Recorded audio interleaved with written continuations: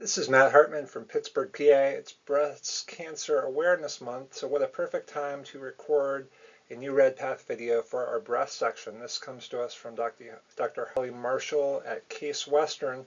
So this can be found on the ACR building blocks site under RadPath. I'm just going to do an overview of the presentation and give you some highlights. I'm in some ways the best person to do this, some ways the worst person to do this. I haven't read an official mammogram for 19 years as a resident, but whatever I remember must be important. So let's get started.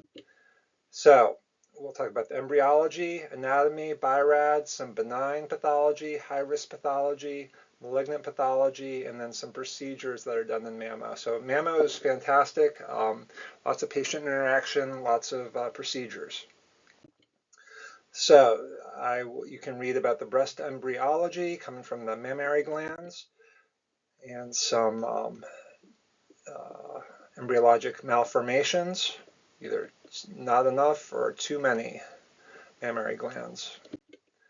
So anatomy is destiny. So one of the great things about mammo is not much anatomy as opposed to the brain or abdomen, but still very important anatomy with the lobules.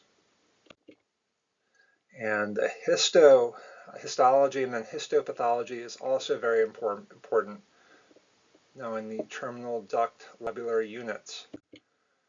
Okay, so this will be very important, the anatomy, for how we image the breast.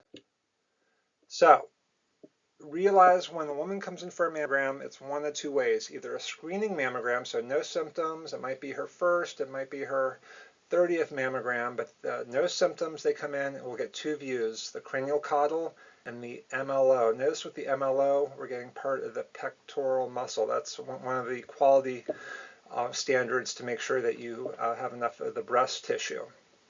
And again, this is for asymptomatic patients, and we'll talk about what the mammographers are looking for.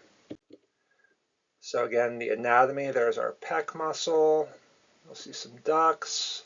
Fat, it will be varying amount of fat depending on how old the patient is. You got a young patient in her 40s, maybe for the first mammogram, there's going to be much less fat. The breast will be much more dense. Realize that makes reading the mammograms and looking for pathology that much harder. So the older women with fattier breasts, easier to pick up cancers. Okay, we can also use ultrasound. This is especially good for any palpable areas of concern. So that's often a common question on written boards. Palpable mass, what's the first step? It's often an ultrasound. And we can also do procedures under ultrasound if you can see the lesion. Realize you can't see all the lesions under ultrasound, and that's why it's you're going back and forth between the mammograms, the ultrasounds, and now MRI. So BIRADS, extremely important. So this is the breast imaging reporting and data system. So every woman that gets a mammogram sort of gets a report card with a BIRADS score. And there are things that we are looking for in terms of shape, margins, calcifications, all things that go into the BIRADS. And you got some worrisome words like spiculated, irregular, and then some not so suspicious words like oval, circumscribed. So these are the scores. So 0, so someone comes in with a screening mammogram, maybe there's some calcifications, and we need extra views. Especially with calcifications, I'll often get magnification views, or maybe you need the old mammogram. So basically you say, we can't tell, we need more information. Category 1, this will be a completely normal mammogram. Category 2, a benign finding such as a cyst. We'll see an example of that. Category 3, probably benign, that's someone you want to follow a little bit more closely. Category 4, suspicious. BIRADS 5, very suspicious. And then BIRADS 6, we've already biopsied it. We know it's malignant. So let's look at some common pathologies. So if you've seen the intro radiology talk, you know this is an ultrasound. This is an anechoic fluid-filled structure with some positive through transmission. This is a cyst. This would be a BIRADS fibroadenoma. This is the most common solid mass of women. So realize not all solid masses are malignant. And if you're a mammographer, this is probably an easy diagnosis. If you're not as much experienced as me, you might end up biopsying a couple of these. Okay, let's talk about high-risk pathology. So we'll have atypical lobular hyperplasia, atypical ductal hyperplasia, and lobular carcinoma in situ. And if you diagnose that with after a biopsy, the treatment will be surgical excision. So I will let you look at these slides, pause it if you need to.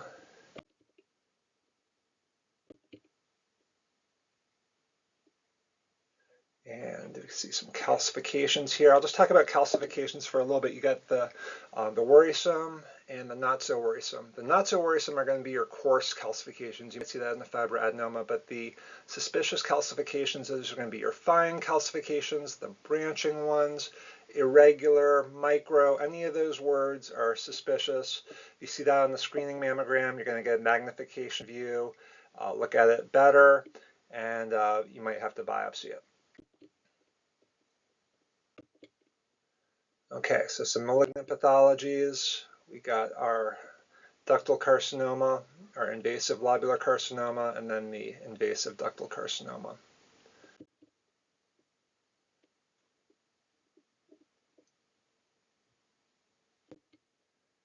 And again, here's a nice example of seeing some calcifications. We get the mag views, and another bad word is pleomorphic in different shapes. And again, the magnification views can really help you determine how worried you should be about the calcifications. Here's some more. These are branching calcifications. Again, those are going to be our suspicious ones. And we have a TikTok about breast calcifications, the good, the bad, and the ugly. But these are going to be our worrisome ones. Looking under the microscope.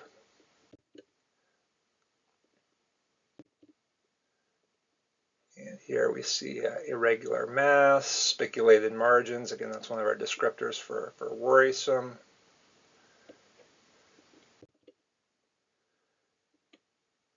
And on ultrasound, again, if you can identify it on ultrasound, that's fantastic because you might be able to biopsy it. We have a solid hypoechoic, irregular margins. That is very suspicious.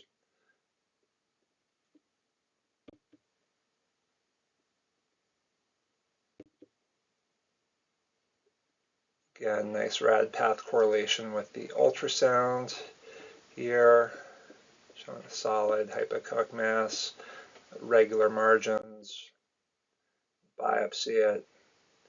And this is one thing I remember from pathology as a med student, single file goes with the invasive lobular carcinoma. Okay, so what sort of procedures do we do in ultrasound? How do you decide? Well, part depends on the patient and the modality. Basically, wherever you can see it the best, that you can biopsy it. Sometimes you can only see under MRI. Sometimes you're looking for calcs. You're going to see that best with the regular mammogram and doing a stereotactic biopsy.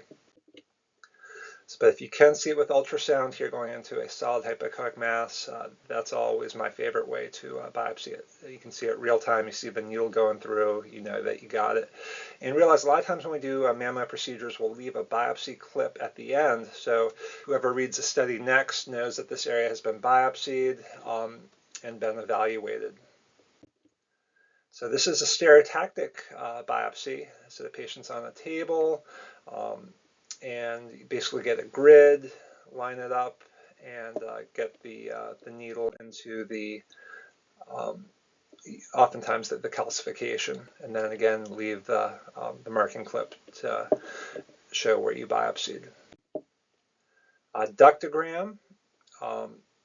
This is where you just realize a bunch of tubes, including the ducts. You can cannulate those tubes and put some contrast. And again, we're looking for the 6 patterns. If you watch the first TikTok or the first RadPath video about the Hartman 6 patterns of tubular pathology, but basically looking for a little innie in one one of the ducts, which might indicate a papilloma. But usually the indication for this is some sort of discharge, often bloody, from the nipple.